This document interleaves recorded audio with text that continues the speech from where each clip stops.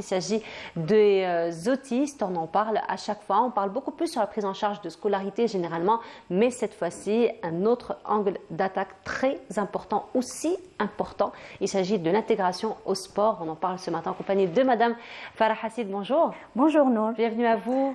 Merci de m'avoir invitée ce matin. Ça va, vous allez bien? Ça va. Toujours aussi battante? Bah, il faut bien. Il faut bien. On n'a pas le choix en fait. Oui, voilà. Pour vous et pour les autres, hein, c'est toujours un exemple aussi pour les autres mamans, pour les autres papas aussi. Non, on a bien compris. La société d'une manière générale. On a bien compris qu'il faut penser communauté, il ne faut pas penser qu'à soi-même si on veut que les choses avancent. Voilà, c'est pour ça d'ailleurs qu'il y a eu la création de la fondation. On en absolument, a parlé, absolument. Je vous remercie de parler aussi souvent de ce thème, de l'autisme déjà. Et puis, il faut dire que les médias aussi, c'est un maillon très important hein, dans la sensibilisation. Ça nous a beaucoup aidé depuis le début. C'est les médias qui nous ont le plus aidés parce que voilà, ils nous ont permis d'exprimer les vrais problèmes. Parce qu'on n'a pas idée de ce qui se passe réellement et pourquoi finalement. Oui. Et avec cette fondation, nous avons constaté qu'il y a un énorme besoin de sensibilisation. Et justement, cette fois-ci, on va parler aussi de cette intégration très très importante qui est le sport. Absolument. Le sport, d'ailleurs, j'ai envie de dire que c'est une pratique, c'est une activité dont tout le monde a besoin. Finalement, exactement. Tout le monde, exactement. Toutes les franges de la société en ont besoin et encore plus cette catégorie. Tout à fait. C'est pour ça que nous avons commencé par le sport, déjà pour mettre en lumière la loi 1305 qui est relative au développement et à l'organisation des activités sportives, qui est très très intéressante, qui est très riche, très importante et qui donne la chance à tout le monde, dans laquelle il est question aussi des personnes à besoins spécifiques et qui parle aussi d'éducation physique et sportive. Oui. Alors vous voyez, il y a l'éducation physique et sportive. Par exemple, c'est une éducation à part entière. Physique, c'est-à-dire on n'est pas obligé de faire de la compétition. Oui. Quand la municipalité ouvre des stades, c'est pour que les jeunes bougent un peu, pour qu'ils se dépensent, pour éviter des problèmes de santé éventuels, cardiovasculaires, etc. Donc tout ça, l'obésité. Oui. On n'est pas obligé de devenir des athlètes, mais on doit faire du sport. Tout le monde doit le faire. Je dirais même que quand j'ai lu cette loi-là, j'ai trouvé, c'est écrit que c'était obligatoire. Alors pour vous dire, c'est obligatoire, effectivement, c'est obligatoire. Alors on a vu un petit peu l'expérience de l'intégration de ces enfants dans des classes dites normales, et on a vu les retombées très positives. On a vu l'évolution, les capacités aussi de ces enfants. On a eu quand même un enfant qui a eu le bac. L'année dernière, ça donne beaucoup d'espoir finalement ce genre de pratique. Alors aujourd'hui, l'intégration sportive, donc vous pensez ou vous prévoyez que ça se passe de la même manière finalement que l'intégration scolaire? L'intégration sportive est censée être moins compliquée justement que l'intégration scolaire, et puis il y a plusieurs types de sports. Vous avez les sports individuels, les sports duels, les sports collectifs, et chaque sport a ses vertus. Oui. Et il se trouve que les autistes, pour ceux qui les connaissent, préfèrent les activités et les sports individuels. Parce qu'ils sont plus à l'aise quand ils sont seuls dans leur activité ou bien quand ils sont avec un animal. Mais là, on ne peut pas parler de thérapie, on peut parler de bien-être. De bien-être. Voilà. La thérapie, c'est quand on arrive à pallier à leur manque. Par exemple, ils ont des problèmes de sociabilité. Les sports collectifs sont plus thérapeutiques. Oui. Ça leur donne confiance en eux. Il y a une histoire d'échange avec l'équipe, d'encouragement. Quand l'autiste, entre guillemets, marque un but, il gagne cette confiance en lui. Il voit que son équipe le porte, croit en lui. Il y a beaucoup d'avantages, de vertus, mais malheureusement, ils ne sont pas intéressés par ces types de sports parce qu'ils sont mal à l'aise dedans. Et c'est ce type de sport qui prennent le plus de temps d'adaptation, on va dire. Mais c'est les plus thérapeutiques. C'est les plus thérapeutiques. Alors maintenant, comment on doit finalement orienter ces enfants sans pour autant les frustrer, justement? C'est une excellente question. Voilà, parce que j'ai envie de dire, l'objectif, c'est leur bien-être, comme vous avez dit. L'objectif, c'est d'abord eux. Donc, comment on peut les orienter vers ces pratiques thérapeutiques qui ne sont que bonnes pour eux, Absolument. mais tout en respectant finalement leur nature? Vous savez, il y a une loi universelle qui dit que l'enfant est roi. Oui. Donc on je doit, suis d'accord. voilà, donc nous devons absolument quand même prendre en compte leurs besoins, leurs envies. Après tout, on cherche leur bien-être. Oui. Je n'irai pas jusqu'à l'épanouissement, c'est le but, enfin Oui. on cherche tous l'épanouissement, mais quand même un minimum de bien-être. Donc on ne doit surtout pas les forcer, bien Oui. évidemment, mais on doit les essayer.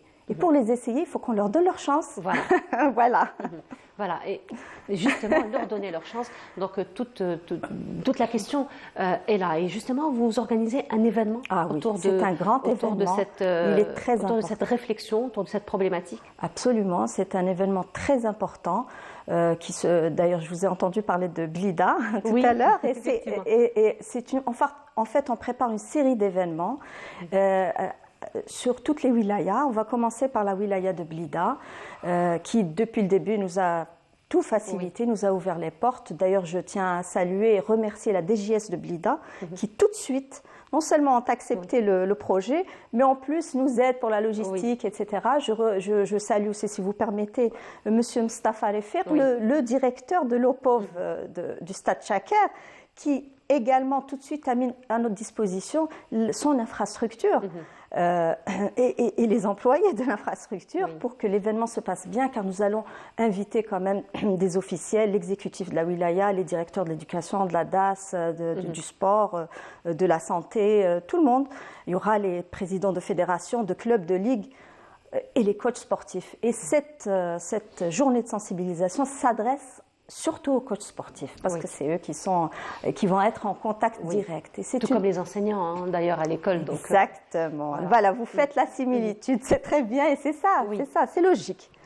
On profite d'une expérience pour la dupliquer sur un autre domaine. Exactement. Ce n'est peut-être pas le plus important, pour son avenir, je veux dire son parcours de vie, mais c'est quand même important. Dans le tas, ça apporte une pierre, et dans le tas, il y a toujours des pépites. Oui, il y a toujours des pépites. Je salue également, si vous permettez, notre partenaire, le président de la Ligue de basketball de Blida, qui a pris dans ses équipes 5 jeunes avec TSA, trouble du spectre autistique. Et parmi les 5, il y en avait 3 qui ont dépassé tout le monde. C'est-à-dire ils ont tellement été au-dessus des autres dits neurotypiques qu'ils ont été intégrés. C'est avec eux que l'équipe arrive à obtenir des résultats. Donc comme quoi... Comme vous le dites si bien, juste leur donner leur chance. Donner leur chance et ouvrir les portes, donner les portes et en faire sortir le positif. Tout simplement. Voilà. Et donc cet événement va justement traiter de cette problématique et surtout comment les prendre en charge sur le plan sportif. Voilà. Alors comme c'est le premier événement, donc c'est vraiment général. On essaie de les faire un petit peu, leur donner des informations réelles, officielles, dans le monde et à travers l'histoire, dans le monde. On va parler du monde entier, comment ça se passe, pour ne pas trop les ennuyer. Et puis on va rentrer dans le sport, mais toujours avec des généralités. Après cela, on va lancer d'autres journées ou d'autres conférences plus spécialisées. Et d'ailleurs, après celle de Blida, nous allons enchaîner avec celle de Tipaza. Ça va être itinérant alors. C'est itinérant. Très bien. Et Tipaza, ce ne sera pas que le sport, ça sera vraiment tout ce qui concerne l'autre. Ça sera plus scientifique parce que notre partenaire, l'association scientifique et culturelle d'INA. Et puis c'est magnifique ce que vous faites, Farah Hassid, dans le sens où vous permettez finalement, parce qu'il faut dire, hein, ce genre de cas, parfois pour les parents, c'est un peu tabou, on n'en parle pas, mais là vous êtes en train vraiment de démocratiser, de mettre les gens à l'aise, de s'extérioriser, de parler et surtout d'aller chez eux pour apporter votre soutien. Et ça, c'est très important ce que vous faites. En tout cas, bravo pour tout ce que vous faites. C'est toujours un plaisir de vous recevoir. Également. À chaque fois que je vous reçois, c'est une bouffée d'énergie positive que je reçois. C'est gentil, c'est gentil. Surtout, en tout cas, merci beaucoup d'avoir été parmi nous ce matin. Belle réussite pour cet événement. Voilà, nous arrivons à la fin de l'émission, mais je tenais aussi ce matin à faire un grand bonjour, un grand bisou à Amine aussi, que j'ai rencontré hier, un enfant magnifique, un enfant brillant, et je tenais aussi à saluer sa maman, Latefa, battante aussi, et plein d'espoir, très courageuse. Alors Latefa, gros bisous à toi, Amine, gros bisous à toi, et gros bisous à toutes les mamans et aux enfants qui continuent donc à faire beaucoup de belles choses. chose sur terrain. Voilà, nous arrivons à la fin de notre émission. Merci beaucoup de nous avoir suivis. Merci encore une fois d'avoir été parmi nous ce matin. Je vous souhaite une très agréable journée à tous. Vigilance, surtout, nous l'a dit Amina Abd ce matin à partir de 18h. Et je vous retrouve demain à partir de 8h avec un très grand plaisir. Au revoir.